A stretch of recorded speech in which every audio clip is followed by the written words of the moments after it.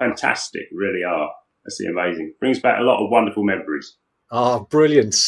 Well, before we get into it, I'm going to get my fanboy moment out of the way. Just want to say it's a real pleasure for me and an honour, in fact, to be on this call talking to yourself and to your dad, Barrie, because the work that you guys were doing in the 1980s in comics had a huge impact on my childhood, and really it made it so much better. So thank you so much for the amazing memories. Really appreciate it. You're very welcome. It was our pleasure. Certainly was. Live from the Talking Joe Studios, it's Talking Joe.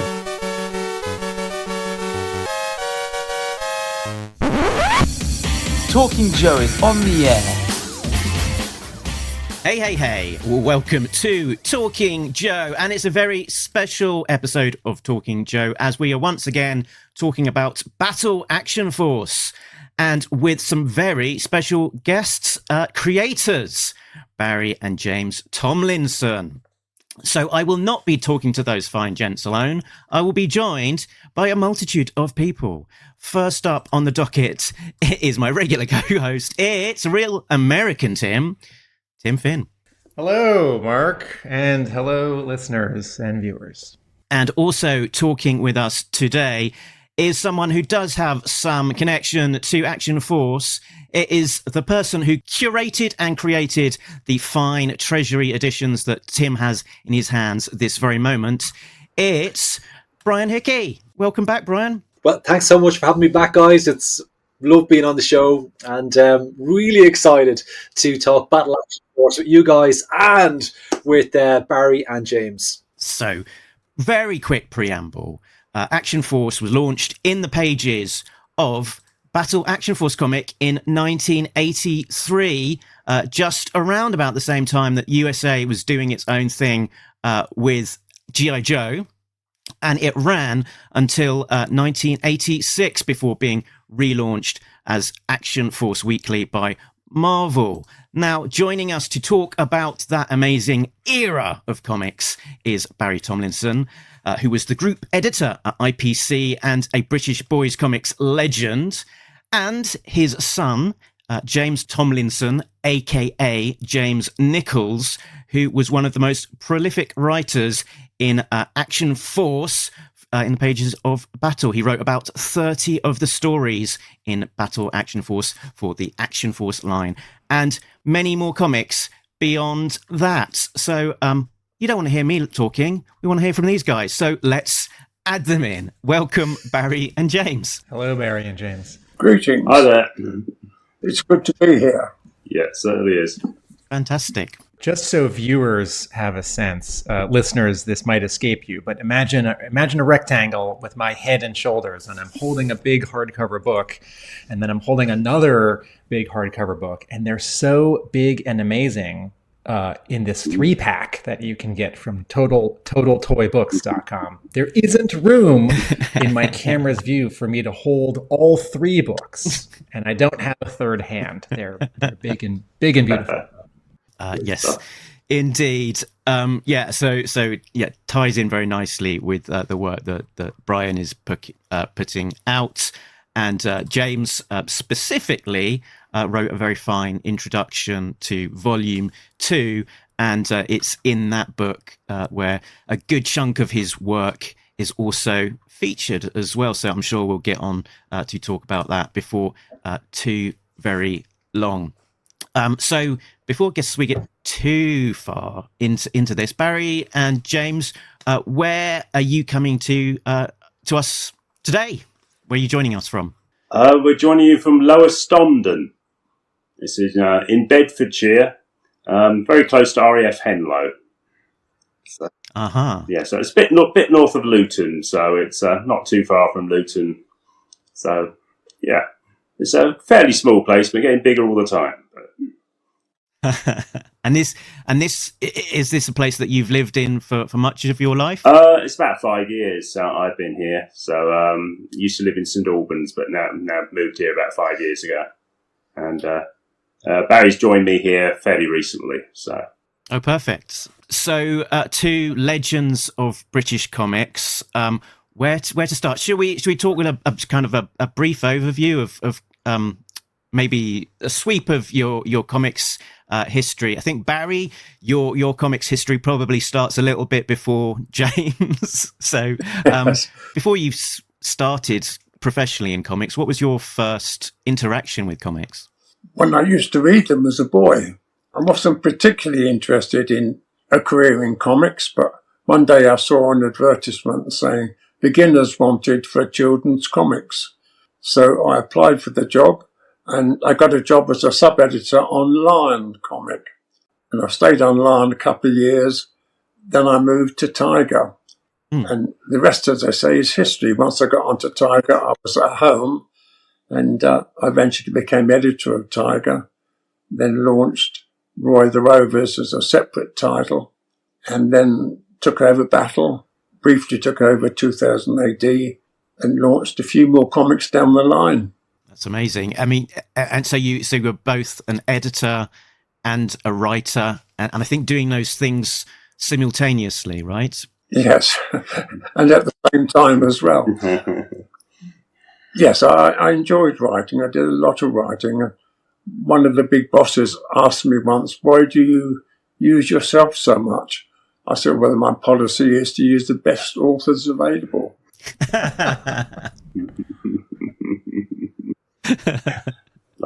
That's perfect.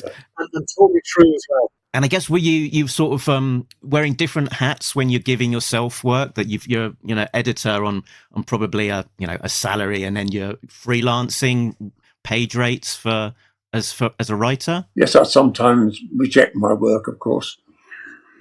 Was that check or reject? Reject. So yes, I always made sure that the stories I wrote were popular with the readers. Each time the readers wrote to us, they had to give their 2 favourite stories. So I was able to give a very close check on what was popular and what wasn't. And if one of my stories should not be popular, then I would drop it. But I never experienced that. That just happened to other people. But yeah, that's a really good point, that it was a mainstay of boys' comics at this point in time, that if people were writing in, they'd be encouraged to sort of fill in these forms listing their favourite stories. So you had a very keen idea on the success of a comic from its sales overall, but also within the comic itself, what was the most popular strips? So which ones to keep, which ones to drop, that kind of thing. Yes, we could follow it week by week, and if it went down on a particular week, we'd look at that instalment and see what happened that week. And James, during this era, were you an avid reader of comics before entering professionally? Oh yes, very much so. Yeah, Dad used to bring the free copies back home every day, so I had plenty to read. So I was introduced to comics from a very early stage. So I grew up with them really. So yeah, they were free comics, but I've sold them to James.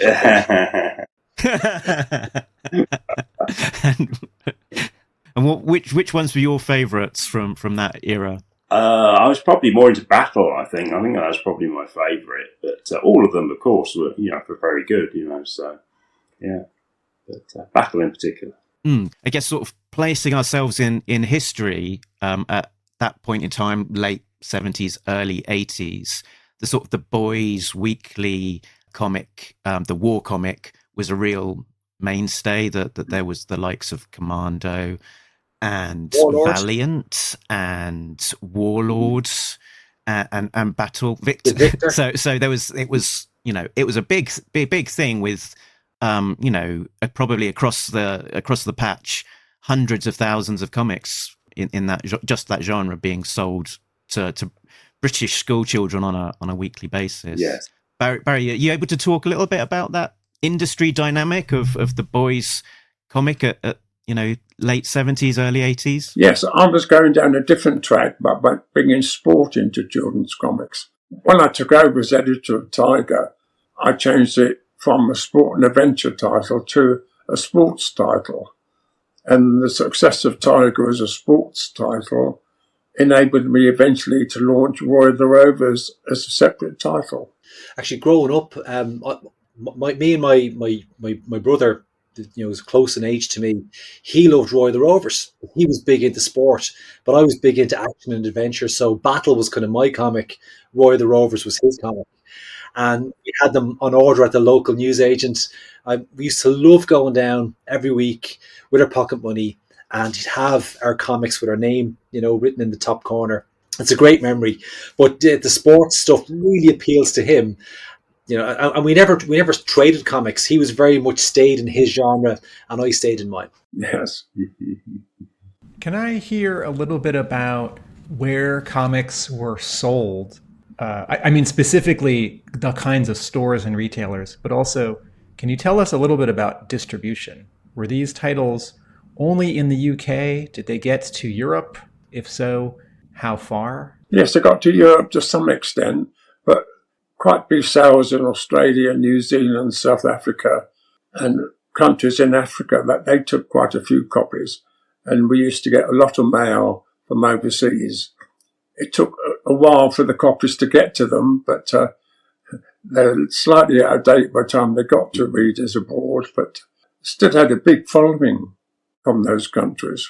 Brian, can you maybe just hold up one of your copies? Yeah, but you can see down here, Australia, New Zealand, Malaysia, and Ireland. And these are all pounds and pence? So it's Australia 55 cents, New Zealand 52 cents, Malaysia $1.35, and in Ireland 29 pennies, and all including that. So they're So in the States in the 70s, comic book stores were developing as a separate distribution channel from newsstands, and everyone in the cities went to the newsstands and bought newspapers and magazines and comic books. And comic books may also be sold at like drugstores or maybe barbershops. Maybe barbershops had sort of old copies that had been sitting around. Where were you buying comics in the UK in the 70s and 80s? Well, for us, we bought them from our newsagent. So the newsagent was a family-owned shop. The family lived upstairs, and they had the shop downstairs. And I'd say that's pretty common for newsagents all over Ireland and the UK at that time. They sold newspapers, comics, sweets. There might be a couple of like bread and milk, grocery basics. And occasionally they might have some toys like the Matchbox cars or something like that. But it was primarily where you went to get your newspaper and your comics. That was the main stuff that they sold.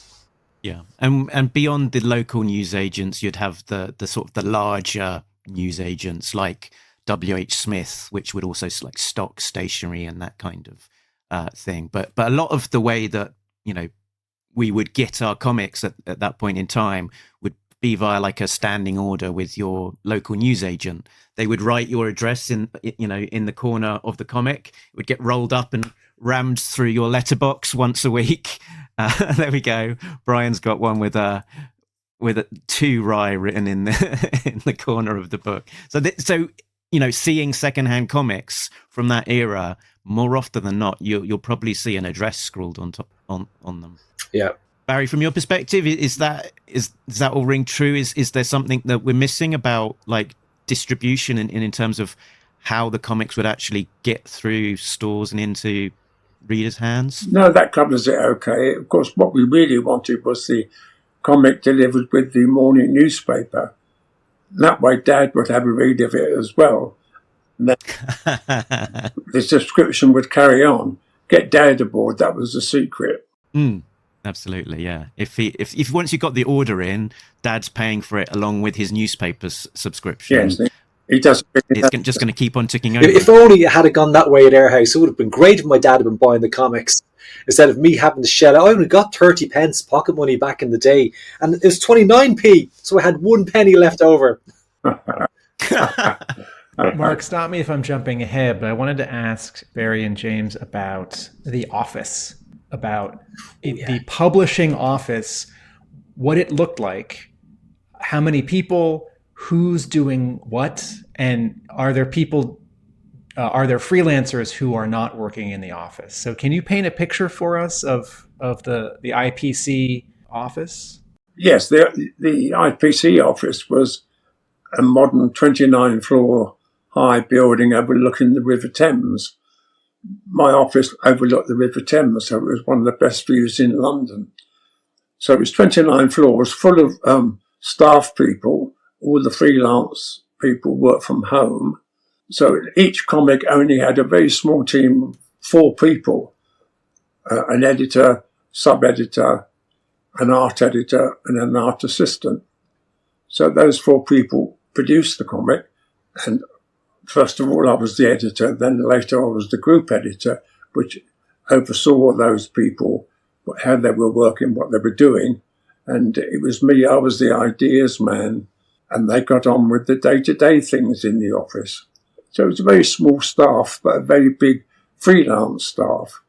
And I was very lucky as an editor that we had very high quality artists and writers. I was able to call upon a team who were very, very talented. One sitting here. Oh, thank you. Oh, thank you. Didn't the office have quite a grand name? Kingsreach Tower. Kingsreach Tower, yeah. All 29 floors are for the company, for deals and sales and subscriptions and art and payroll, right? It's not as if the publishing was only part of the building. The entire building was for the publisher. It was all used by IPC magazines, who produced practical magazines, women's magazines. They're one of the biggest publishing houses in Europe, and very, very successful. And to some degree, I think that some of the comics, because like 2000 AD, Battle, they were sort of launched by young mavericks like Pat Mills and John Wagner. There was a little bit of sort of fighting against the system, because IPC was a big institution with a lot of more, I guess, corporate types. A lot of people, sort of veterans of the military, had been sort of in commanding roles there and that kind of thing. That there was sometimes a bit of a clash of cultures. Is that fair to say? There was, yes. I mean, I wasn't involved in the launch of Battle or 2000 AD, so I can only say what I've heard. But yes, the mavericks, as you call them, were producing new ideas and new types of stories, and it was always a balance with the company, what they would allow to go through. But they did allow lots of stories to go through, and stories like Charlie's War, one of the great classic stories of children's comics. If not the greatest, yeah, indeed. And Barrie, I think during the era that we're talking about, with Battle Action Force here being introduced, here's the average weekly sales for the Battle comic since its launch in 1979, where it was upwards of 120,000. It was in a little bit of decline over time, and then with the launch of Action Force in 1983, it sort of peaked again for a little while before it finished in, what was it, 1980? Is it 6? It finished in November '86, but our obviously that graph. Oh, so that was Action Force, and then it continued on for a couple more years with the Storm Force era. During, I think, a lot of that period, you were group editor at IPC. So what did that group editor role involve, and to what degree were you kind of seeing what was going on with Battle and Action Force? Oh yes, I was always peeking through the door to see what was happening. Though it wasn't until 1979 that Battle became my responsibility. The story of that is that I was editing Tiger and Roy of the Rovers, and the management asked me to do a junior football magazine rather than a comic. That was called Top Soccer. And I worked on that for about 6 months, got the first issue ready, showed it to the management. They liked it. And one day I was called down to the editorial director and said, look, we're going to make some changes here. We're going to take this new title before it's even launched away from you, and we're going to give it to the Shoot group. So I was rather peeved about that. He said, but don't worry, we're going to give you Battle and 2000 AD to make up for it. How about that? I said, I'm still not happy. He said, I've created an empire for you. And so I had to take the 2 new titles and lose the new one, which hadn't even been launched.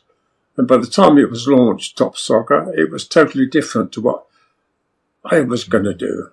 And it didn't last very long, so I was laughing in a corner. Vindicated.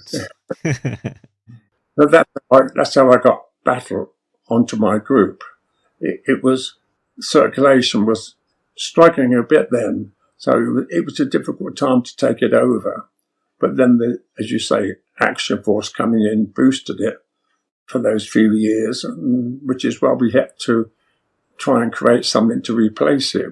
And Storm Force came along. And what level of hands-on involvement did you have with the running of Battle Action Force during those few years? I think you would have had an editor sitting beneath you who was doing most of the hands-on, putting teams together and all of that kind of stuff. Yes, Terry McGee was the editor then, so we worked together on story ideas and so on, and fitting Action Force into the comic, which was a great boost for it, as I say, and a great loss for it when we eventually lost it. Did you have much interaction with Palitoy as the license holder? I didn't personally, because IPC was such a vast organisation. There was a department for doing everything. So we just stuck to the actual editorial work. We were told when the company signed up, a toy company, to be involved with the comic, and that would be done elsewhere, and it would be presented to me. I got the impression that with the launch of Action Force, you had almost like a triple win to some degree, because you had this toy and like the toy being advertised and sort of getting readers into the comic via that route, but also I think that Palitoy were paying you for the privilege of creating the strip. So the actual, some of the production costs were shouldered by, if that's an expression, by Palitoy. So that actually the production cost of putting the comic it's out was already from a better place or a more profitable place. Yeah, yes, indeed it was. It was a very good arrangement for both sides, really. And it's something that we later reproduced when we signed to do Teenage Mutant Hero Turtles.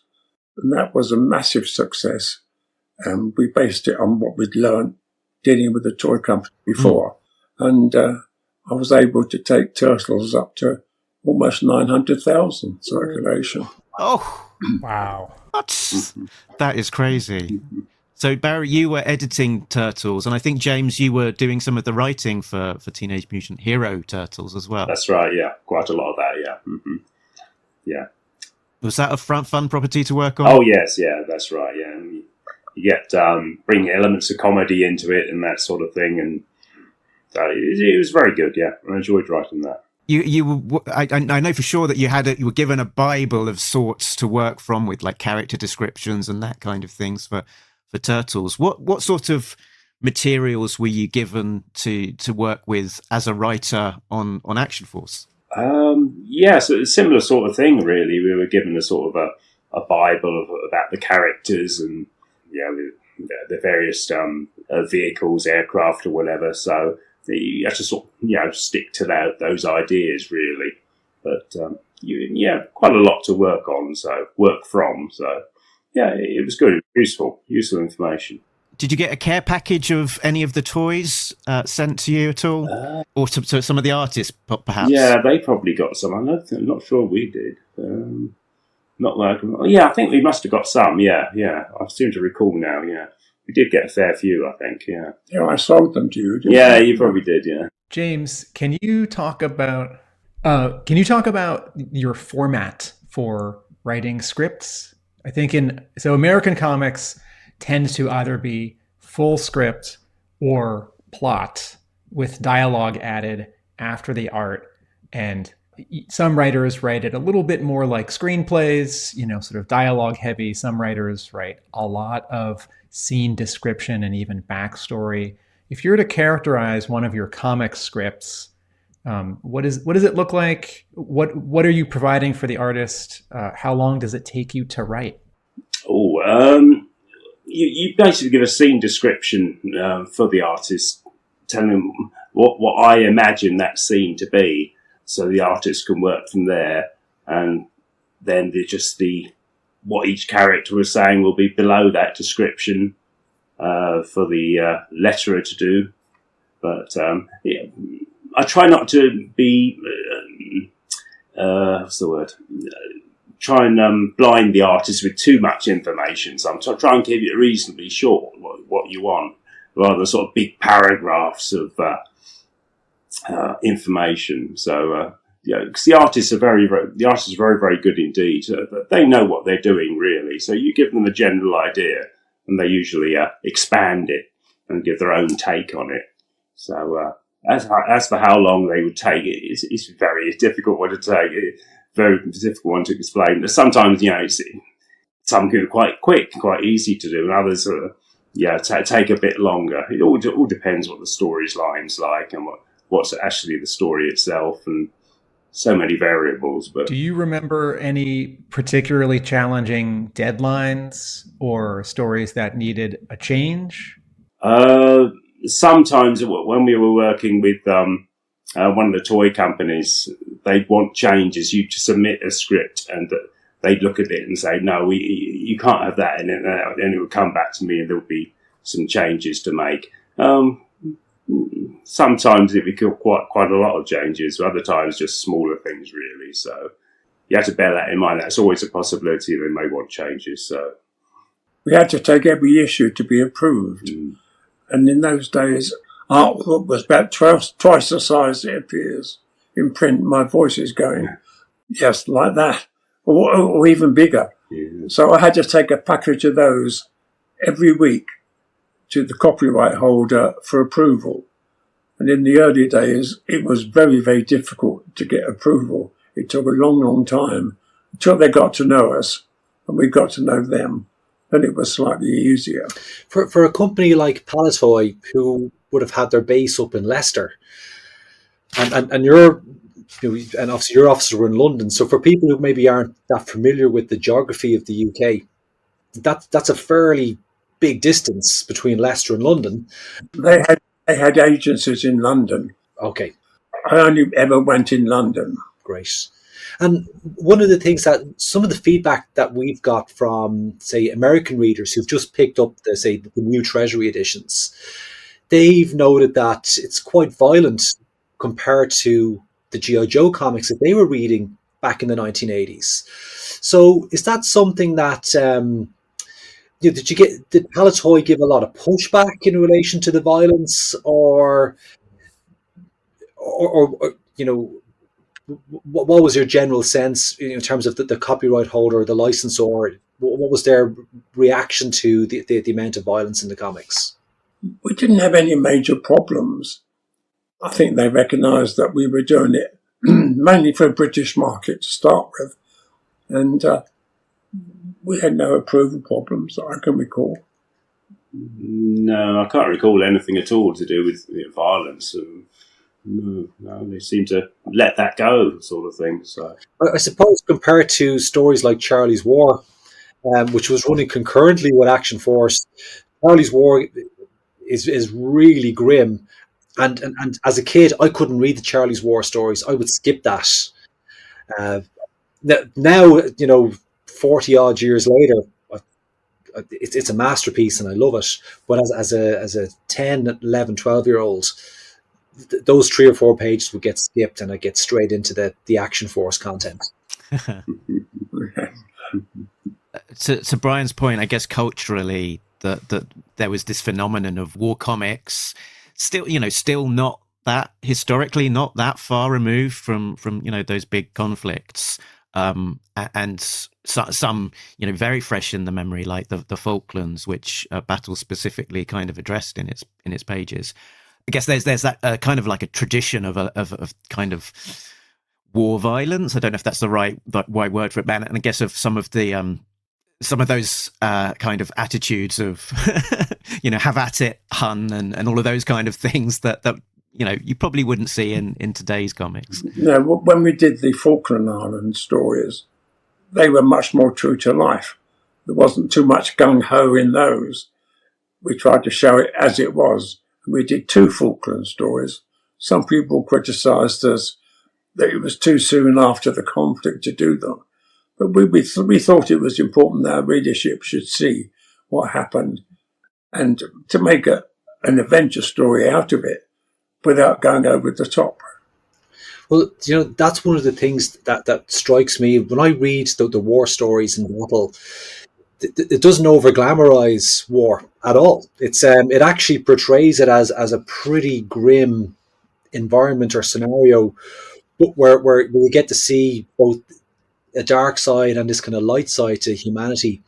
So it's credit to the writing team who worked across all those different strips that were included in Battle. They kept it real, but at the same time making it palatable for a younger audience. Yes, I think it's a great compliment to the people who launched Battle, that they had that sort of idea behind each story, that it wouldn't go too much over the top and keep it as true to life as possible. And I think it's a great compliment to them, what they achieved. In a slightly different direction, James, I think some writers in the States who worked on licensed books based on toys felt self-conscious because they were doing something that was aimed at kids or something that was relying on this other product as opposed to a more pure published story that was original. Did you have any sense of good or bad working on Action Force stories that were based on a toy? It's certainly different, but was it better or worse than other stories? I don't know really, but it was certainly different. You have this, Bible of ideas you had to stick to and that sort of thing. But it was different, but it's still enjoyable to do. But you have to bear in mind what you're doing is for this toy company, and they may look into this and say, so I might think to myself, oh, can I put this in, or will the toy company come back to me and say they don't like this bit, they don't like that, they would rather you stick to this idea. So you have to be a bit more careful with what you were doing, certainly, than some other stories, I think. Did you ever introduce yourself to a young person and say, oh, I've written some Action Force stories, and then gotten a reaction from a young person at the time? Not really, no. So in the last few years where I'm working now, I work with a lot of other people, and I mentioned I've written things in the past.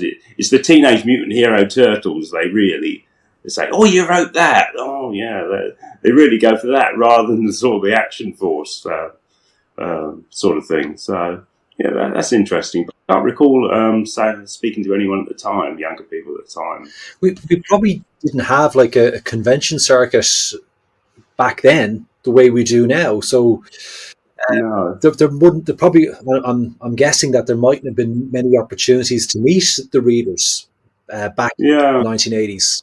We used to visit schools regularly and chat to them what they liked and what they didn't like. And that was always very popular with the young people, that they got a visit to their schools. And at one time I started to organise sort of mini conventions where the readers could come along and meet the artists and meet the writers. And again, that proved to be very popular, and it was a breakthrough because it hadn't been done before. Barrie, when you mention going to schools, are you talking about a kind of market research, or is this more like a career day where a writer or an editor would talk to kids about jobs that they might have? No, it'd be totally about the comics. It was an opportunity for us to find out what was popular and what wasn't, and the chance for them to say if there was something they particularly disliked in the comic. They could tell us about it, and we had very good, frank exchanges, and it was very useful. Now, James, when you started at Battle Action Force. You were quite a young chap yourself. I think you were 19 when you started writing. Yeah, that's right. Can you tell us about how you got into comics and what that was like? Sort of, I guess, writing at what I would describe as quite a young age professionally. Yeah, sure. When I left school, I wasn't really sure what I wanted to do at all. So I did a sort of some temporary work in warehouses and that sort of thing for several months anyway, while I considered what I was going to do. And then, because I've been brought up in a comic atmosphere, really, with access to comics, and I've always been quite good at writing, even at school. So I tried a few. Dad had suggested, I think I did a few sample scripts and see where we went from there. And they were accepted with probably quite a few changes. So then I started to do more scripts on a more regular basis. I think Action Force, when I was just starting, Action Force was just starting then. So that was quite good timing. So I could go straight into that because they were obviously looking for writers for Action Force. So that's the way it started, really. Just prior to Action Force in 1982, there was IPC released The New Eagle. Did you work on any of the stories in that prior to joining Action Force? It was me that launched the Eagle, so he had a good contact. Yeah, certainly. Yeah. I think that's me on the front cover there, bottom right. Not top left. No. No, bottom right, not top left. That's wow. Can I just for our American listeners, can someone give me a one sentence description of what Eagle is? It's a weekly magazine, and what's the focus? Yes, it's a boys' adventure comic, which was first printed in 1950 until 1969, and I was a reader of that original Eagle, and it was always my ambition to bring back Eagle. It took me a long time to persuade the management to let me do it, but finally they did, and I brought Eagle Mark II out. This cover we're looking at has some photographic elements of real people, and then a bunch of titles and characters that are going to appear inside. But it's all comics. It's not. There's no prose. There are no photo essays. It's all comics. No, some are drawn stories and some are photo stories. We introduced photo stories into boys' comics for the first time to see what the reaction would be. And the readership didn't like them. We thought it was the nearest thing we could get to television.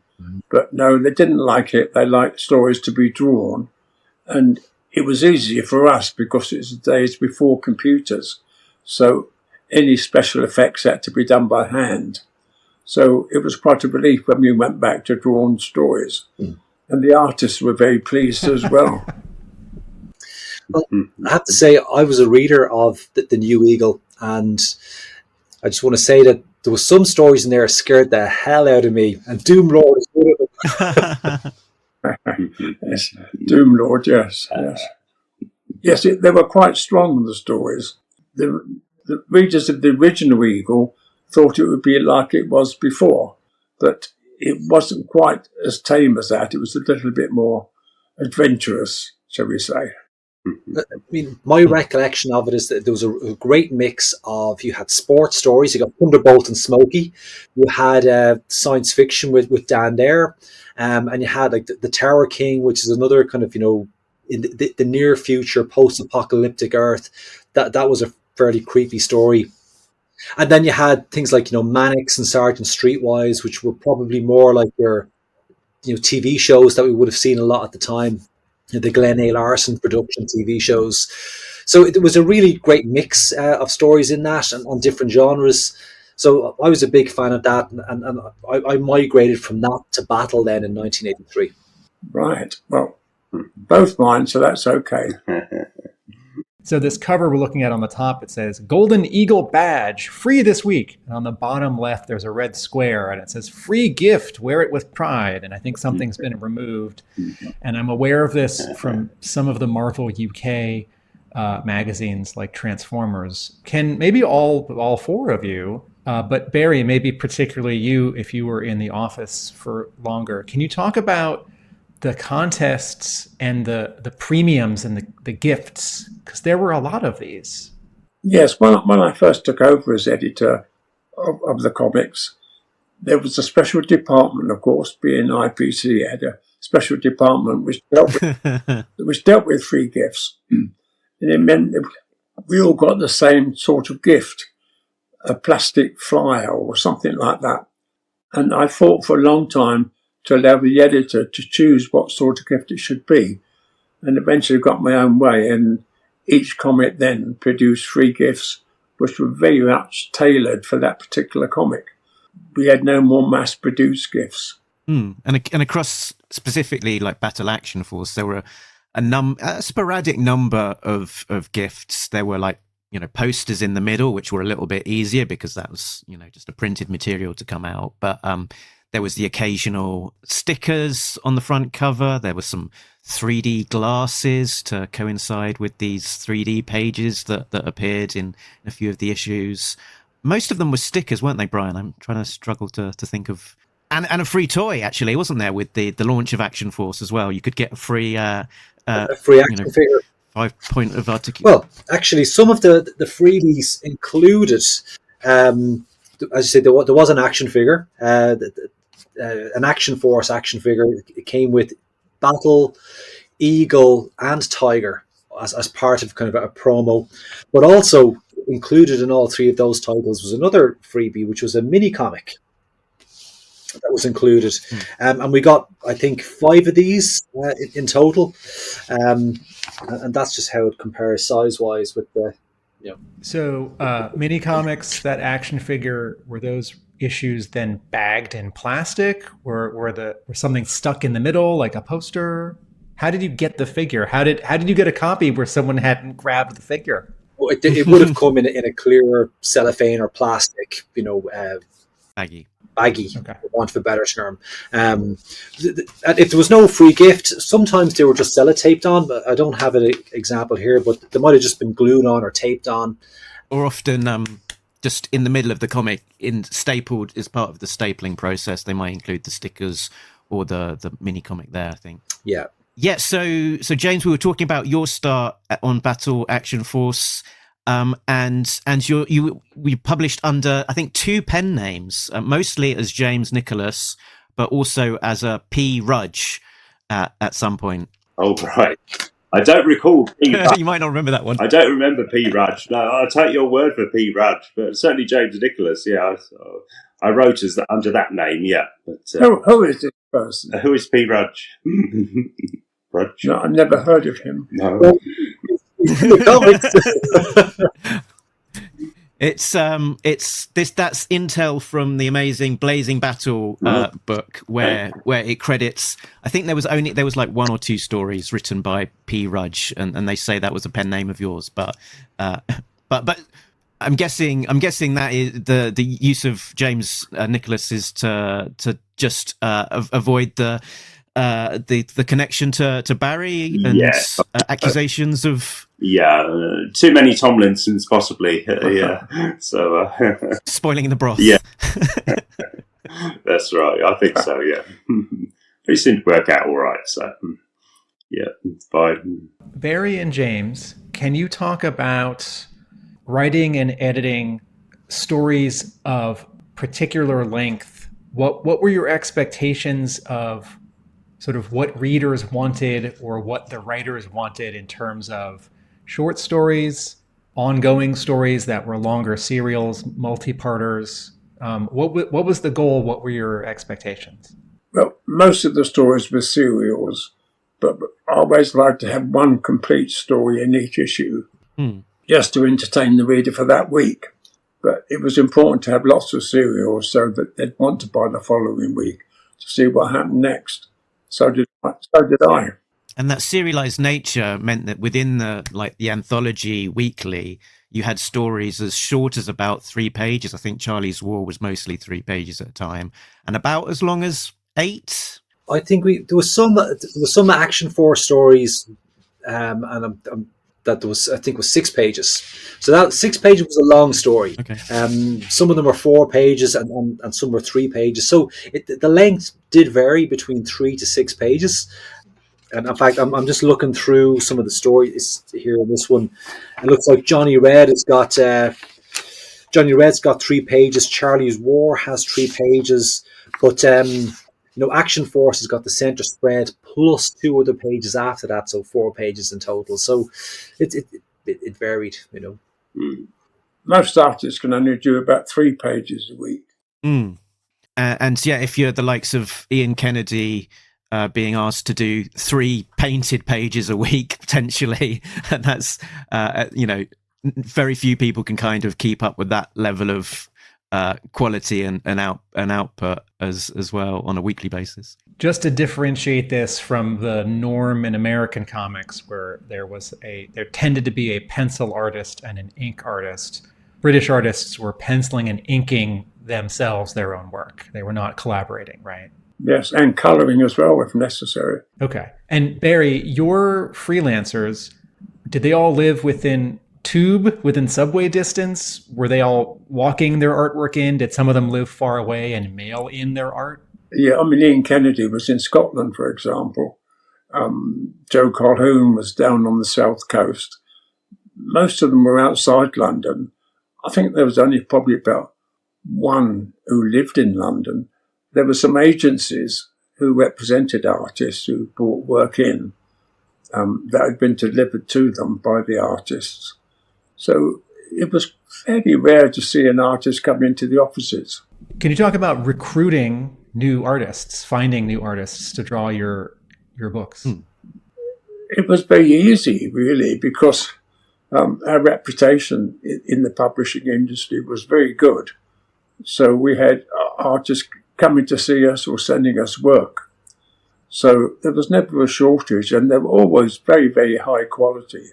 I was going to say that there was a contingent of Spanish-speaking artists as well, who I think were sort of contracted via reps generally that also worked. And the main example of that in the battle space is probably a big example of that in the battle space is Vanyo, who was one of the. Well, I say one of, but it was a pair of brothers, right? They would sort of share the pencils and inks between them. That's right, yes. And they did an awful lot of the Action Force, but also then the Storm Force as well when that was launched. I think, going by a post from you, Barrie, that Vanyo did a lot of the designs based on descriptions of characters that you gave to him for those Storm Force characters. And so before you answer that, for a little context, Storm Force was the replacement strip that went into the pages of Battle when the license was given to Marvel, and the Action Force strip was lost from the pages of Battle. Yes, just going back to there were 2 big agencies that dealt with foreign artists. There was one which dealt with Italian artists and South Americans, and another one which dealt with Spanish artists. So we used those 2 agencies a lot because they had some good artists.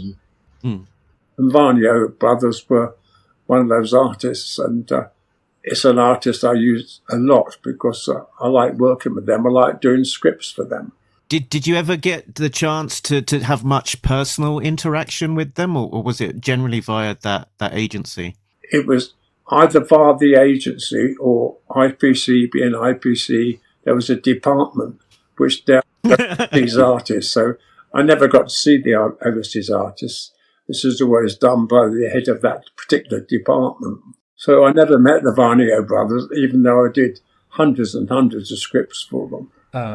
Barrie and James, over time, the offices must have changed as older employees retired and younger people came in, but also as computers and newer technology came in. Can you talk about some of the changes that you remember happening? I can remember moving from the 5-story block in Farringdon Street in London to the new 29th floor office block at Kingsreach Tower, and then leaving there after many years and going to a very, very small, crampy office in a side street in London. That's how things were changing. Wow. But computers, they weren't really coming in my time. When you say things were changing as you moved from the big office to a small one, is that to say that the market was shrinking or sales were lowering, or was there something else happening? No, the market was lowering, and it was a difficult time for comics. It's a time when I set up my own company and took the titles with me, with the agreement of the publishers, of course.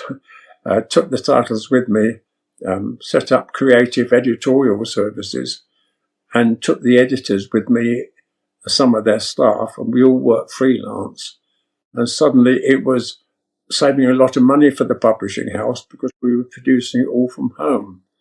And that worked quite nicely for about 18 months until there was a change of publisher. And the new publisher came in and said, we don't want people working at home, we want people working here. So suddenly, all the titles I'd worked on were taken away from me. Oh. James, can you talk about changes that you saw in your time working at IPC? I was freelance. I worked from home the entire time, really, when I was writing these stories. So I wouldn't have seen so many changes as Barrie did, because, I was at home. But obviously, when I was first started writing scripts, I was just an old-fashioned typewriter I was using. Then after that, a year or two after that, I started writing my scripts on computers and that sort of thing. But in those days when you had to use old-fashioned typewriting, you make a mistake and use the old Tipex and whiten it all out and that sort of thing. It was very, very primitive in those days when I first started writing, for sure. But, yeah. But I guess the types of work that you were being offered, or the volume of work that you're being offered from comics, changed, I guess, relatively significantly since your start in the early 80s. Yeah. Titles came and went, stories came and went. So it's Battle Action Force, Battle Storm Force, and then moved into Teenage Mutant Hero Turtles and Toxic Crusaders and various other titles. So it always seemed to be something new around the corner, so to take over. So that was interesting. Different subjects as well, war stories, action stories, sports stories, so different genres. So it made things very... If we were to look at like the British newsagent of 2025, the shelves do look very different to how they were back when we were picking up Battle Action Force, week of release. It's very much a different looking and shrunken market. That we've still got 2000 AD out there, probably not quite selling at the levels that it once did. But there's beyond that, a lot of the market is these plastic bags with a toy and a supplementary magazine, and much less room for kind of the the exciting and innovative comic content that we once had, unfortunately. What is nice is how well people remember the comics. I've got an account on what was Twitter, is now X, and I've got about 7,000 people who follow me. Most of those are former readers. And it's amazing that after all these years, we can still talk about the contents of the comics, and they remember the contents better than me. And we have very good chats about them. And it's lovely to know that the comics are so well remembered after all these years. But they brought joy into the lives of so many kids, boys and girls, in that 70s and 1980s kind of time period. And they really were like an amazing part of our childhood growing up. And it was, so it's not a surprise that it's still, fondly remembered today. Yes, that's very nice. They do say that the comics meant a great deal to them. Much more, I think, than we realised. Yeah, for sure. And of high enough standard that the likes of Brian are putting out lovely Treasury collected editions of this almost 40-year-old material, and also Scream and many of the other titles from that era that you were involved in, that it as well as those nostalgic memories of how good we felt it was at the time. Looking back, a lot of it is great, sort of, and as well as the people who read it at the time, new people can discover it through those reprints. It's good that the work isn't dated and people still want to read it. I had a couple of questions about, probably this is more for James, about creating the stories. So Action Force, it was started, as a Palatoy brand, and a lot of the work you're doing initially was like, trying to have a 3 3/4 inch 5-point of articulation toy that didn't have a huge amount of context, to it beyond the fact that it was a toy released on a bubble, and then creating exciting stories out of whole cloth to kind of bring these characters to life.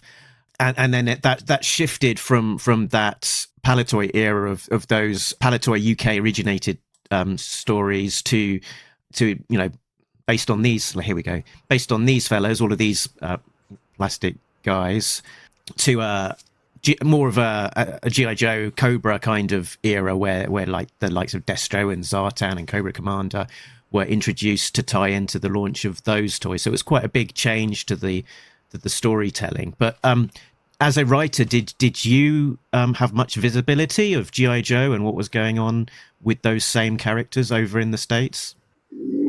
Not really, no. But once again, they just surprised us with a Bible about the G.I. Joe things, and we just worked from there. I wasn't really, aware of it before it suddenly appeared and say, you've got to do this now. This is the new thing. But we just continued working on it, really. It was a big change, obviously.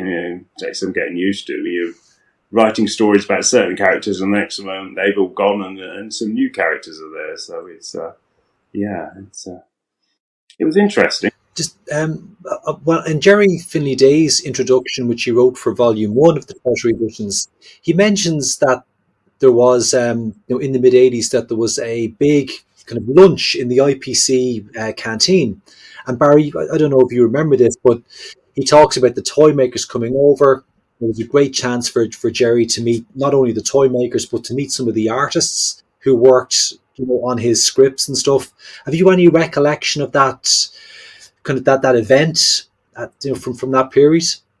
Oh, I haven't. I haven't either. I don't recall going, but perhaps they didn't invite us. Yeah, could be. It won't do. And speaking of some of the other writers involved on Battle Action Force, there were a number of different artists, some writers, some wrote more stories than others.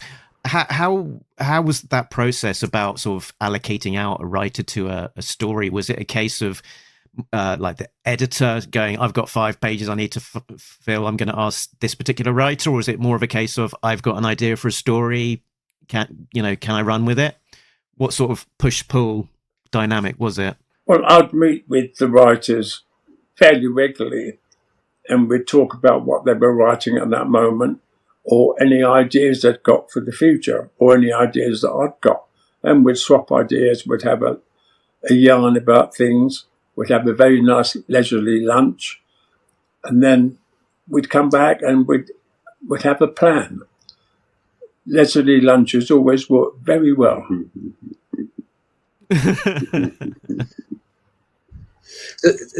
That's how you would be able to, keep some sort of, continuity between the stories, and you didn't have writers kind of doubling up on kind of using, say, the same character in 2 different stories or locations that were running sort of parallel in the comic.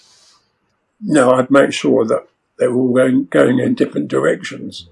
Yes, so we didn't get clashes because I was the centrepiece of the thing, so I could always decide which writers were going into which areas. And I guess the writers that impressed you the most, they might get first pickings, maybe. If they were writing popular stories, yes. Yeah. It's always my plan to use the very best writers, and we did. Mm-hmm. Mm-hmm. And I had another question more about the dynamics of the UK market at that time, because you would typically have the weekly comic, and then alongside it you might have like a holiday special coming out a couple of times a year, and then you'd also have the tradition of the annual, which would be like a kind of a pre-Christmas book that I guess was aimed at the kind of parents to buy for their kids to go into their stockings. How important were those different sort of comic events for a book like Battle? They were very important. It gave us a chance to try out new contributors, because the regular weekly contributors mostly couldn't do extra annual work. So it was a chance to find new people, perhaps some youngsters coming in, and encourage them and use them in the annuals and specials without any obvious lack of quality.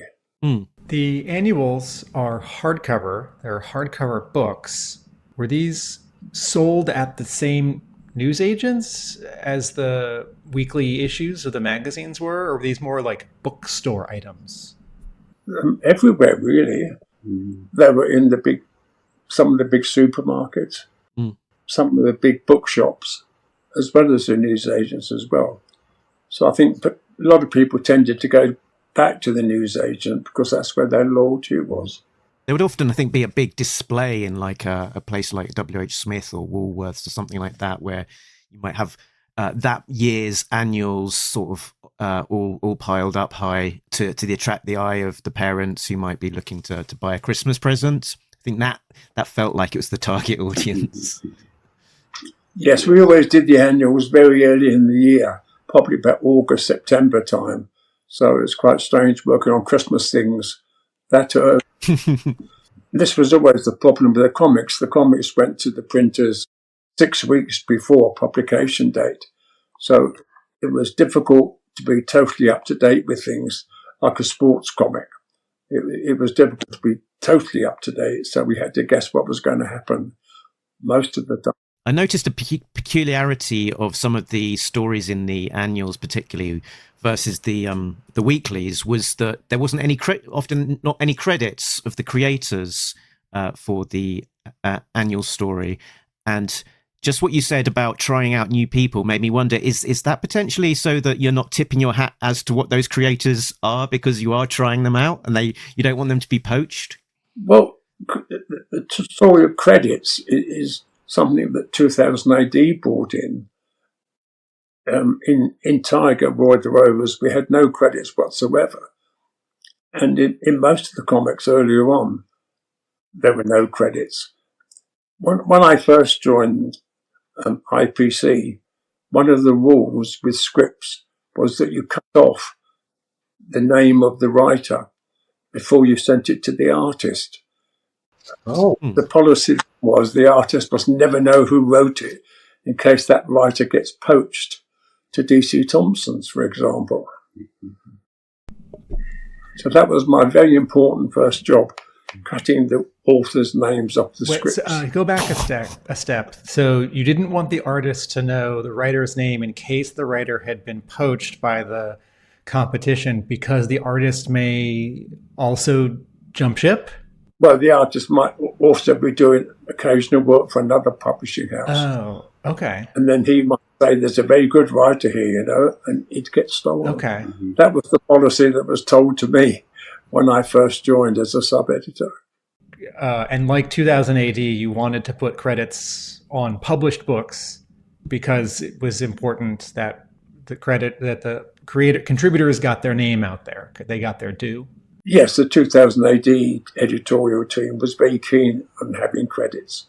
I wish there had been credits because it would make it much easier to research stuff. If people ask me who wrote a particular episode, it'd be nice to have the credit there to make it easy to solve the problem. Barrie, you mentioned that the weeklies were printed 6 weeks in advance.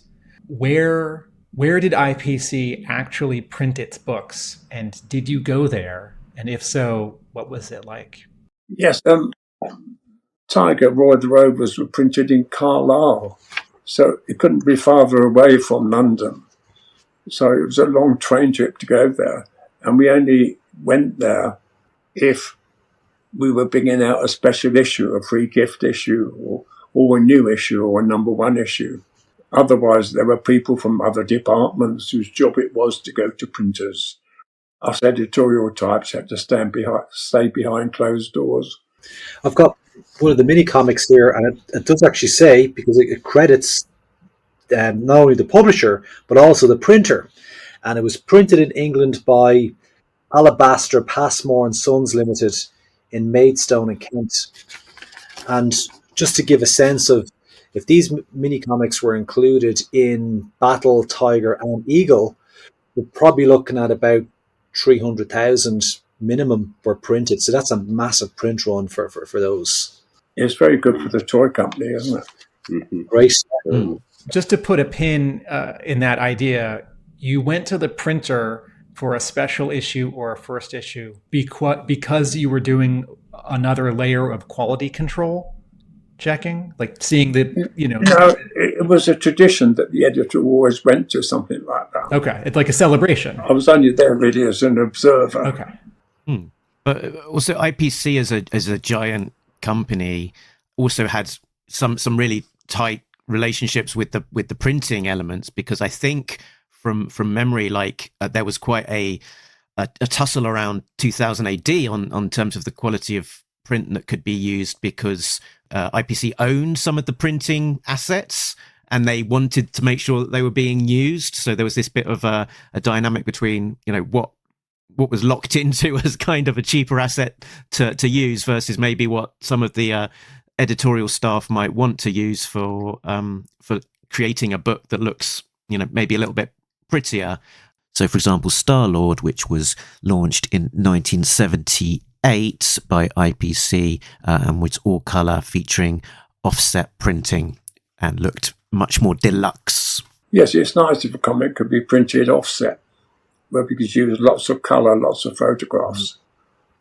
Letterpress was quite basic, and it was always nice when we were told that the comics were changing from letterpress to offset printing, because it made a tremendous difference to us on Tiger and Royal Rovers that we could bring in photographs of sports stars and print them very large and get good reproduction.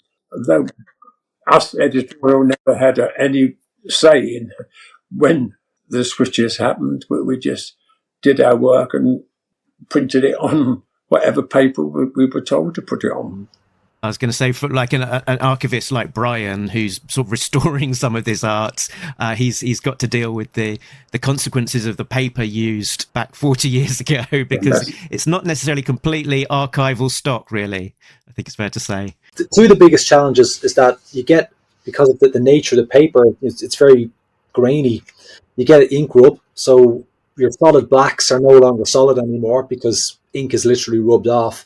But also at the time of printing, the ink would still be a bit wet when it was folded. So what you get on some pages is that the print from the page opposite is printed onto the other page. So all of that had to be cleaned up in the restoration work for the Treasury. It's amazing what you do. It looks absolutely brilliant. Mm-hmm. Well, it's a labour of love. That's the only way I can describe it. Yeah, and because it was like that newsprint, you could. There was even a craze, sort of, I guess, late 80s, mid 80s, for this thing called silly putty, which was this kind of putty-like substance that you could roll up and you could bounce on the ground. And one of the things it could do is you could put it against like newspaper print, and then it would take a putty copy of that print onto the piece of silly putty itself. So I certainly remember doing that with my Battle Action Force comics, of taking a copy from the comic onto the putty.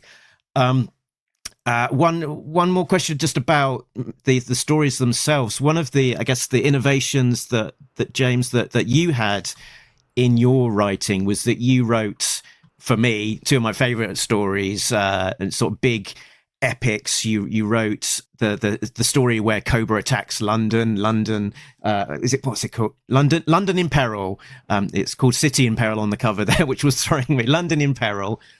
which made a big imprint on my young brain. So I've got 2 of the original art boards by John Cooper, which are these 2 pages here.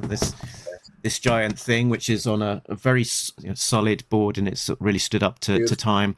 And I also got a commission from John Cooper, which is the thing that's over this corner, over the shoulder here, which was a painting inspired by London in peril, with the Action Force team up against some Cobras and the Robo Skull and the Big Ben in the background. As a boy growing up in London, seeing Cobra overtaking my hometown made a big imprint on me. And then the other big story that sort of really made a big impact was Operation Deep Cover, which was this epic that ran through the pages of the final few issues and sort of really took on this worldwide scope of Action Force and Cobra battling all across the world, and the leading to the eventual defeat of Cobra, which then sort of coincided with the end of Action Force at Battle Action Force.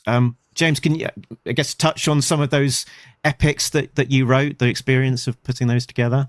They're probably my most memorable stories that I wrote, I think. There's both long-running stories and both very enjoyable to write. Certainly the London in Peril one, with all the London landmarks in the background, House of Parliament, HMS Belfast, and this sort of thing, with all these battles taking place around and that sort of thing. It was a very, very good story to write, I think. It was, sort of an epic, really, I guess. And it includes both the new and the old Action Force in it, because you have SAS Force make an appearance in it as well. So is that something that you deliberately dipped back into the older version of Action Force to keep those characters alive? I guess so. It's quite a long time ago to remember that, but I think so. So different angles, different aspects of the story to introduce. Make it a bit more interesting for the readers, perhaps. And how long do you think you had as notice that you were losing the Action Force license and were going to have to wrap up that grand story of Action Force in the pages of Battle? It was fairly quickly. I think it was quite a quick decision, and we couldn't bring in a replacement for it straight away. I had to wait a few weeks while we thought out this new Storm Force, which I think was quite good. I think that could have had a toy range quite happily. Yeah, I did wonder, did you ever have any serious discussions about actually adapting the Storm Force comic into a toy? No, we waited for offers, but we didn't get any. Can I ask a quick question of Mark and Brian? As readers, how did you feel that Action Force ended, went away, moved? How did you feel about this new concept, Storm Force, and how did you feel that it only lasted, I think, a little while? What was the reader experience? Do you want to go first, Mark? It wasn't like trailed at all, and there wasn't like a comic news, comic press that you're kind of tapped into. So there was this big storyline, Operation Deep Cover, that had been running for a number of months by that point. And the final issue of Action Force in Battle didn't even have Action Force on the front cover. It was a Charlie's War front cover. And it was like you got to the end of the story, the 2 Action Force stories both wrapped up, Cobra Commander defeated and going a bit nuts and killing all of his men and stuff. And probably my jaw was probably on the floor for about a month, I would have thought. It's like, what? That's the end? What? And then I did have the subscription through the newsagent, so I did keep on getting it. And Storm Force, I was a big Action Force fan, so I was very shocked. But Storm Force launched, and I thought it was very well put together. It was an exciting team, the same art team that we knew and loved from Action Force. So it was like Vanyo and John Cooper doing the stories for that, and Vanyo particularly just such a huge fan of his arts. So dynamic, exciting. And some of the themes was similar, that you had this sort of action adventure team with their own specializations and this set of adversaries, not a million miles away from some of the concepts of Cobra, that it was a sort of spider inspired set of bad guys. And that was a very cool set of baddies as well that was had been developed by the team. So I was, quite saddened about the loss of Action Force, but I, gave the new Storm Force a team, and I think I've continued my subscription through to the end of Battle Storm Force and into the relaunch in the pages of Eagle. So I did stick with it for a good little while after the end of Action Force. Good man. Yes, well done. I don't have any kind of very clear memories of kind of Action Force or wrapping up when I was younger, but certainly before Storm Force made its debut in the comic, I would have migrated it over to 2000 AD, and that offered me a very different perspective in terms of what I could expect from comics. Prior to, I'd read Eagle, the new Eagle, I'd read Battle and Battle Action Force, and then when I moved over to 2000 AD, that blew my mind. Reading strips like Judge Dredd, Strontium Dog, I'd never experienced anything like that. As a comics reader, so I got introduced to a whole new universe of characters and what comics could be. So I kind of went off in that direction then for a few years. And what age were you then? So I would have been, in 86, I would have been 14, maybe, like 14 and a half, when Action Force wrapped up. So I would have been maybe 14, 15, kind of diving into 2000 AD. Mm-hmm. So that was, I suppose it was a natural progression because those stories were a bit more mature than stuff, previous stuff I'd read. So it was, stories like Nemesis the Warlock, which deals with, it's got themes of kind of racism where the bad guys are basically like the Ku Klux Klan in the very, very far future. It opened my mind to what comics could be. And it was a very exciting time. Yeah, Brian, much older than me, so different place in our lives at the time. I guess I must have been doing the maths. I must have been about 8 back in 1986. So I was probably not quite ready for 2000 AD, but yeah, did find it a little bit later on in life. I guess for Barrie and for James, sort of looking at some interviews and stuff you've done in the past. Well, for the comic, it was quite a big shock losing the Action Force license because it was, very well rated and a big part of why kids were buying it. It sounded like you quite embraced the creative freedom that developing a new strip like Storm Force could give you. Yes, it was very exciting producing something like that from scratch and doing it quickly. And I was happy what we produced, and we had a very good artist drawing it. He created some really fine, memorable characters, and it should have lasted longer. I mean, a year wasn't really enough. Yeah, for sure. Just going back to when Action Force wrapped up in Battle, you mentioned, Barrie, that it happened very suddenly. Did you have a chance to bid to keep the license in the comic? Because obviously Action Force had changed ownership from Palitoy to Hasbro earlier that year. So was there a bid opportunity, or was it just a decision made by Hasbro, we're going to use a different publisher? I don't know how it came about. I suspect it was the latter. But again, editorial was editorial, and there are other people in IPC negotiating such things, and I wasn't part of it. Yeah, this book, Blazing Battle Action by David Bishop with David McDonald, gives really good insights actually to some of the dynamics of that time. And I think when the Action Force license originally went to IPC in 1982, the Marvel IPC dynamic was quite different. That Marvel UK was like still really in its infancy and mostly just doing reprints and not very much in the way of original content. And the titles it was selling were in the low thousands, let's say, compared to IPC in the hundreds of thousands. So IPC was definitely the big hitter there. But then a few years later, Marvel had sort of established itself as more of a creative force in the comics space, and had a lot of success with its Transformers UK Weekly as well. So it was a bit more of a tried and tested presence, and also working with Hasbro on one of its other,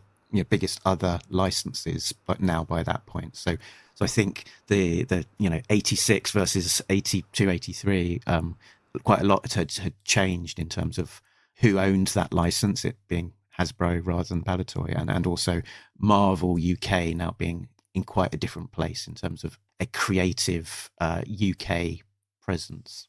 I think I got to the end of most of my questions, and conscious that we don't want to tire out Barrie and James too much with all of our barrage of questions. But yeah, it was great to have you on and sort of get some of your memories of creating these comics and working on these titles.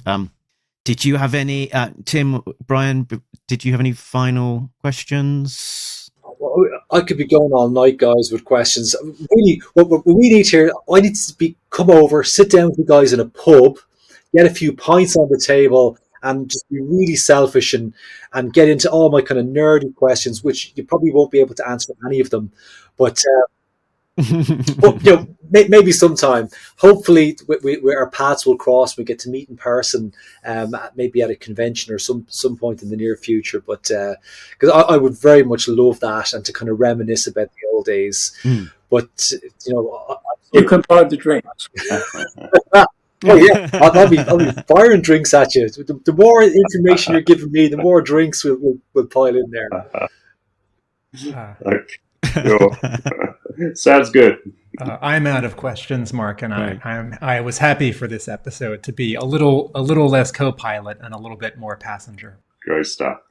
Yeah, so thank you so much to both Barrie and James for your time, and wish you all the best with what comes next, and hopefully we can maybe bump into one another at a convention or something some point in the future. It's been a pleasure. Thanks very much. It's been good talking to you. Yeah, great. Thank you. So much. Thank you. Cheers. It was amazing. I was not reading this stuff as it came out, but one of the fun things about writing a book or co-hosting a podcast is getting to be able to not quite witness history, but reflect on history with historical people. And this was another good get, Mark. Yes, Mark. Well done. Well done. In the Talking Joe library, the Talking Joe Historical Library. But, I definitely want to revisit the Action Force content in a book format, like basically a volume 3 of this book. Mm-hmm. I want to do Total Action Force volume 3, and there's definitely some gems in that interview there that would feed into the comics chapter. Just to say, that Blazing Battle Action book that you have there by Dave Bishop and Dave MacDonald is the exact same content that's in this book. Oh, right. Okay. Sorry. It's the exact same content. Sorry, Brian. So, I would have. Well, what I said to David at the time, when David did this, I said, look, you have ownership over your script. Okay. So he said, and he did ask me, he said, well, look, is it okay if I, republish it in a battle specific book? So I think there is some content by Dave Bishop that's unique to that Blazing Battle Action. But the main thrust of it is the content from here, the comics chapter. But so I was happy for David to do it. But because battle comics fans wouldn't buy this, and it was a really important story to get it out there.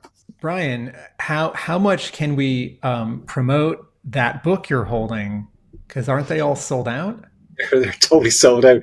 So hardcover and softcover and volume 2? They're all gone. They're totally. I've nothing left. They're all sold out. But since doing those books, I'm working closely with Bob Breakin on his book. So much more information has come to life. I am sitting on a ton of never before seen Action Force imagery from Palitoy. Most of it is all kind of pre-production, so it never produced. So I really want to do a volume 3, and The only thing holding me back is that I need to track down Andy Lowe, if he's even still alive. He was the marketing manager at Palatoy, and his story is the only story that nobody has. Nobody's ever seen Andy Lowe since he went to America in the 1980s, disappeared. So we're trying to find him, and if we find Andy Lowe, if he is alive, and we find him, get his information, and then Action Force Volume 3 is on the table, and it's going to happen. Very good. That's an exclusive right there, guys. That's freaking. Sorry, I'm still struck by this sort of high stakes feeling of it, that you have to track this person down who's hard to find. I find that exciting and intimidating. If there's a volume 3, I will order it for myself and a couple for my store, and I look forward to it sitting on my shelf. If you're going to put this bit out, then Mark, let's do a call out. If anybody knows Andy Lowe, former marketing manager at Palatoy, he was the brand manager for Action Force, and he specifically would have taken up from Mike Taylor. So Mike Taylor was the brand manager for the very first, Series 1 Action Force, which is a straight up just shrink Action Man down to 3 3/4 inches. But Andy Lowe is the guy who basically was responsible for developing the team's concept and maybe modeling a little bit what Hasbro were doing with G.I. Joe over in America. So his story is a really important story to be told. So if anybody out there knows if Andy Lowe, has a contact for him, and if he is still with us, get in touch with the show, get his details over here, and because I really, really, really want to talk to him. That last name is L-O-W? E. L-O-W-E. Okay. Like Rob Lowe. Okay. Andy Lowe, L-O-W-E. Perfect. So, I don't know if we've got too much more to say to each other, but Brian, have you got anything to promote? You've sold your Action Force books, so people can't buy those from you. You've sold some of your Action Force books. What is so by some of? I mean let's move that. Here we go. Yes, this is sold out in both hardcover and softcover. I am holding up Total Action Force: The Battle Years hardcover, the previous Battle Action Force focused hardcover released via Kickstarter. I've got an extra one for sale at my store. One available from Tim. Might be two, because I got Volume 2 sold out. Volume 2 is all nice. Total Retaliation. Long sold out. Sold out. And then your My Palatoy Story. So My Palatoy Story by Bob Breakin. We do have a few, probably 40 copies left. In the store. 40. 40 copies. Okay. So My Palatoy, for people who aren't familiar, this is Bob Breakin's story of his time working at Palatoy. So he would have been chief designer. Bob, not only does he talk about his time there and the brands that he worked on, he gives a full history of the company from its very early inception in 1919 right up to the 1990s. And you get to see how the toy industry evolved and developed and changed over the course of the 20th century. And it's a fascinating insight. And of course, if you love all the toys that we grew up with, Star Wars, Action Force, Action Man, and on the girl side of it, you've got Tiny Tears, Tressie, Pippa. It's all covered in My Palatoy Story. And there's loads of images. So it's a great book to get your hands on if you are a fan of toys from the 1970s and 80s. We've got 40 copies left. Brian, are you working on a Star Wars book? Well, I am indeed. So launching at the end of this month, February 28th, myself and Paddy are going to be launching a brand new Kickstarter for Total Star Wars Toys, the Palatoy Saga. That's our working title on that book. And it's essentially going to be an extension of the work done with Bob Breakin on My Palatoy Story. Whereas My Palatoy Story covers lots of different brands, the Palatoy Saga is going to focus in only on the Star Wars toys. So we've interviewed, obviously, Bob. We've interviewed Jeff Macy, who would have been the brand manager for Star Wars for the UK and all of Europe. Roger Morrison, tooling manager, John Holmes, manufacturing manager, Carol Dayton, head of Monroe Dayton PR, who would have handled the marketing account for Palatoy, for a lot of their brands, but they did a lot of work on Star Wars. Nick Farmer, who's a former Palatoy employee, who, as his kind of under his own business, was subcontracted in to do a lot of toy fair and retail displays for Palatoy of Star Wars products. And he got to work with Monroe Dayton PR on creating the replica Darth Vader costumes and Stormtrooper costumes that were rolled out at PR events across the UK. But the best bit of it is that Bob and his late friend Brian Turner passed all of their photographs over to me to scan and to create a Palatoy image archive. And all of those photos are going to feed into this book. So we're going to have stuff never seen before from toy fairs, from retail in-store events, behind the scenes, and even say, behind the scenes at Palatoy, as well as behind the scenes at a toy fair and in retail events. And one of my personal favorites is a collection of photographs that Bob took when he visited the Kenner offices in 1977, November 77. He headed over with Roger Morrison. They actually had to hit 3 locations. So they went to the Fun Dimensions workshop, where they were looking at the die-cast Star Wars vehicles being produced. They then went up to the Kenner model shop and they saw the first test shots of the X-Wing and TIE Fighter. And then they had another final trip to New York before going back to Leicester. And that road trip was documented in photographic form by Bob. And we have those photos, and they're all going to be going into the book. Wow. So it's that's coming to Kickstarter February 28th, and that's our kind of mock-up front cover right there. So it is only like a mock-up at this stage, so it is subject to change. But what you've got on the cover is the old Palatoy factory in the background, and then the AT-AT is in the foreground is my vintage AT-AT over here, which I photographed in the back garden, and essentially tried to replicate a photograph that was done by the late Neville Chadwick. Good. Cool.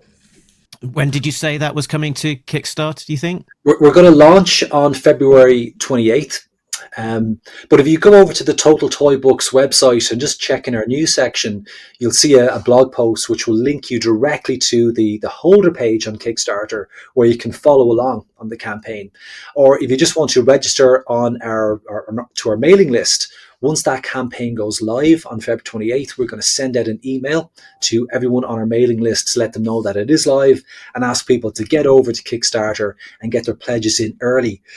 Because we have an early bird offer. So if you can get in early within the first 72 hours, you can get the book at I think it's around, it'll be under £40 to get it shipped.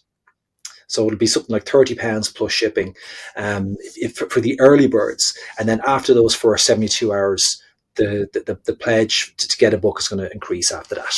And your Battle Action Force Treasury editions are available still. What's the best route for getting a hold of those? Well, I'm so excited because these were only officially released in January. So we had a big kind of pre-order build up there, in the latter part of last year. And we got a great reception from that. And now they've kind of hit the retail. So they are in comic book stores. And I know, Tim, they're in your store as well. But if comic book stores, if that's not your thing, if you want to go online, if you're on our side of the pond over here, then TotalToyBooks.com is the best place to order to get the best deal on shipping. But if you're over in North America, Skeletron.com, who are handling our North American fulfillment, you're obviously going to get a much better deal on shipping buying from the Skeletron website. But go to your local comic book stores, ask the comic book stores if they have them. If they don't already have them in stock, they can get them in stock, because our books are being carried by the main wholesalers in the industry too. So it is possible to get them from the brick and mortar stores too. If you go to a comic book store, Diamond can order these for you.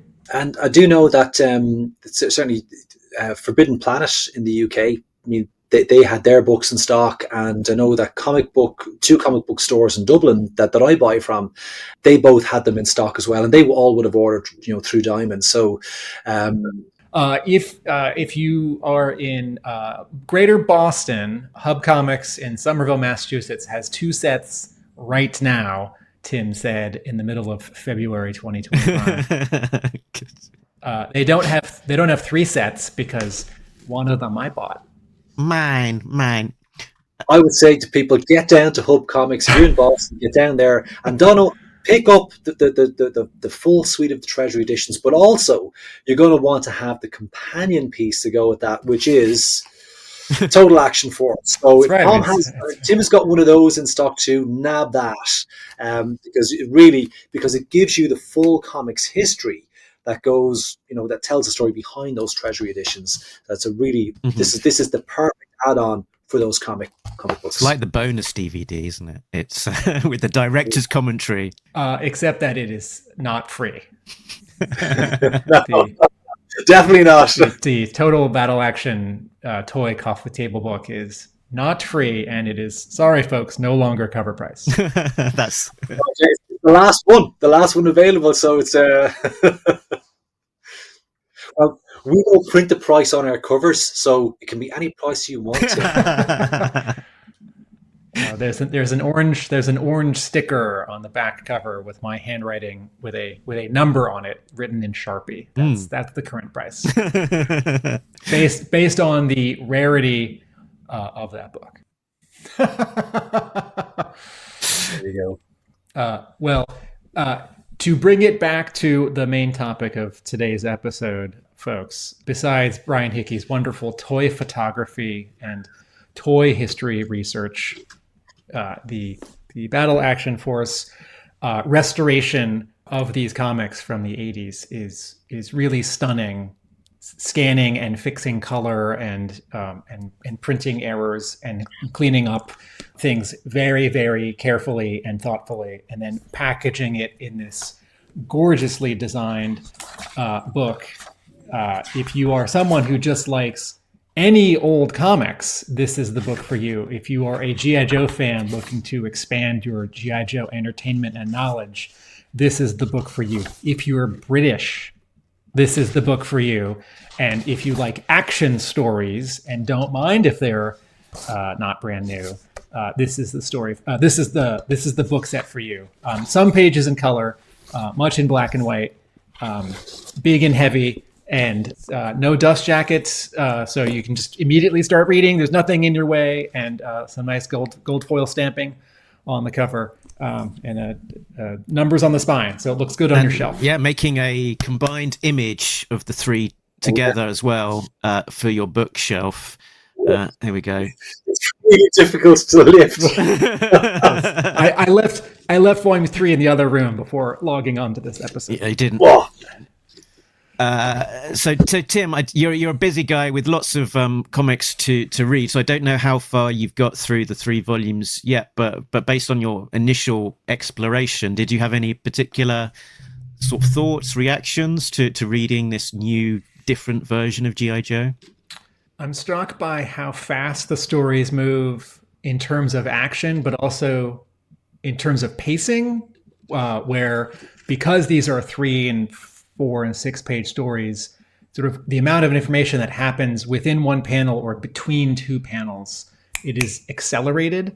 And also, as we have covered here, lots of gunplay and good guys and bad guys getting shot and taken down.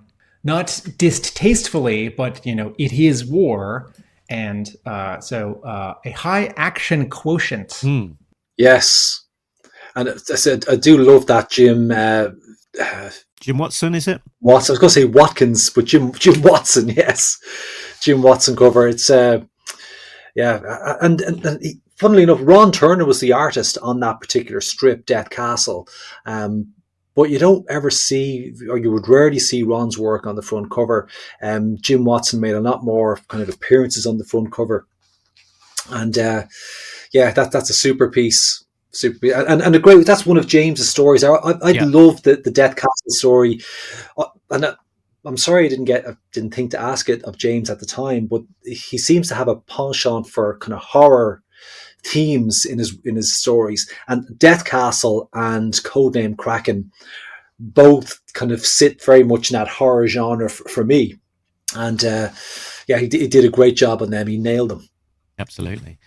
And the big question, which I always ask you, Brian, is based on where we are now, success of volumes 1 through 3, everything else on your plate, how likely is it that we're going to see volume 4 anytime soon?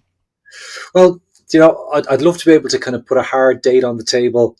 I can't do that, unfortunately. But March. What I can April. What I can say is that we've got our books are just out, and where our focus is to shift these books. So this is our first kind of mass retail release. Whereas the Total Action Force books, I mean, they were really niche. They were small print runs. So this is a much more ambitious project, for us. And obviously we've got the backing of both, Rebellion and Skeletron as well in that. So it's a big push right now to kind of, particularly not just with our own direct to consumer sales through the websites, but also through the retailers as well. And I think, let's see where things are at maybe a little bit later in the year, like maybe around the summertime. And, we might be in a better place to kind of know how we're going to proceed for kind of future volumes. I mean, at the end of the day, it is going to rely on people backing these first 3 volumes. To see, any future volumes are going to be contingent on us kind of selling through the stock that we've got. But the appetite is very strong to do a volume 4, 5, 6, and maybe even 7 and 8. But there's a number of different factors, which is obviously, sales performance and licensor approval before we can kind of, commit to something a bit further down the line. But I would love to see those additional volumes for sure.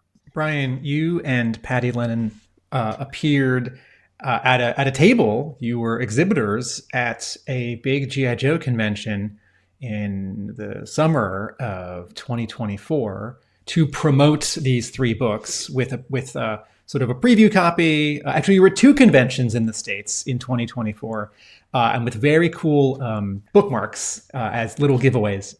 Yes. Are you making any appearances anywhere in 2025 to promote these books? Oh, definitely, yes. Now, we haven't firmed up on our convention schedule, but there's definitely going to be some appearances.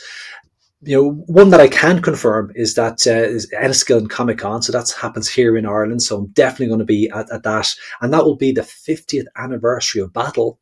Mm.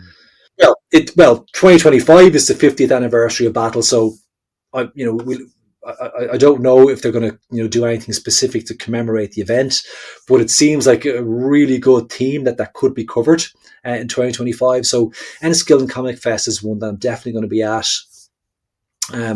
Looking at a few on the UK side at the moment, for later in the year, so from the summer onwards, and then of course Skeletron, who are already in the kind of the US convention circuit right now.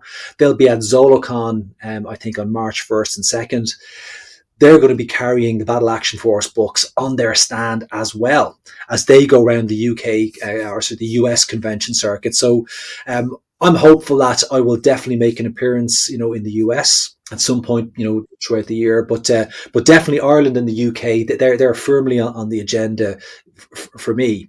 But the US dates aren't locked in yet. I do have my eyes on Joe Fest, so I just want to hold off for another few weeks before I pull the trigger on that. I think Midwest Toys in the States, they recently had a big launch of the Skeletron retail brand. I guess they branded up their store, and they've got the Skeletron products for sale over there off of the shelves. I think that might mean that you're books are available there? Midwest Vintage Toys have the books in stock, because I did see some video footage from that event on social media, and I did see the Battle Action Force books there, and because the Skeletron team have the Battle Action Force books in their warehouse. Excellent stuff. And Enniskillen sounds exciting as well. It could end up being a place where you can get multiple signatures on a hardcover Action Force book potentially. Can I ask you guys? Can you just say that word again slowly? Because that's a word. That's a location that I have not heard. Enniskillen. Okay. It's an Irish name. Cool. Okay. Like, if you think Enniskillen is hard, it took me ages to learn how to pronounce Oconomowoc. Oconomowoc? Yeah. Okay. Is that also in Ireland? No, that's in America. Oh, okay. Right. Can you say Enniskillen? Okay. Dora the Explorer mode off. Excellent. So I think we are done talking about Battle Action Force for today, but I'm sure it won't be too long before we find an excuse to talk about it again. So until then, that's it for us. Brian can be found at Total Toy Books, here, there, and everywhere. Search in Google Total Toy Books. It will be the top link. And as he says, those Treasury editions still very much available if you've not yet tracked them down. Tim, where can people find you when you are not talking to me about 40-plus-year-old comics from the UK that you never got a chance to experience in your youth? Video essays on TV and film at my YouTube channel, at Atomic Abe. My brick and mortar comic book store is just outside of Boston, Hub Comics, and I write about G.I. Joe at my blog, arealamericanbook.com. Very good. So I think that just leaves us to say, Tim and Brian, that Nobody Beats Talking Joe, an international podcast. Oh, there's no way I'm going to be able to hit that note. Laters. Full force, blood for the Baron, and whatever. See you next time. Bye. See you guys.